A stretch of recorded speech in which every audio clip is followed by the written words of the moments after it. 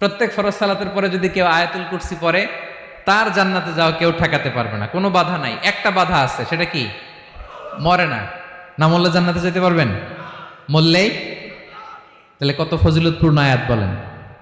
বাতুপা হাতের আমার কলেজের টুকরা ভাইয়েরা, প্রত্যেক ফরজ নামাজের পরে এটা পড়বেন ইনশাল্লাহ। বলেন সবাই, প্রত্যেক ফরজ সালাতের পরে এই আয়াতুল কুরসি পড়বেন।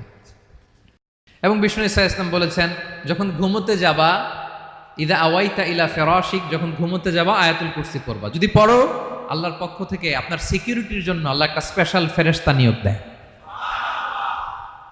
সকাল পর্যন্ত আপনার সিকিউরিটি দেয়, শয়তান আপনার কাছে আসতে পারে না। ফজরের পরে পড়লে মাগরিব পর্যন্ত সিকিউরিটি, প্রোটেকশন ফ্রম আল্লাহ। মাগরিবের পরে পড়লে ফজর পর্যন্ত প্রোটেকশন ফ্রম আল্লাহ। তাহলে দিস আয়াতুল কুরসি শুড বি আওয়ার ওয়াজিফা, ডেইলি ওয়াজিফা, এট এভরি মর্নিং অ্যান্ড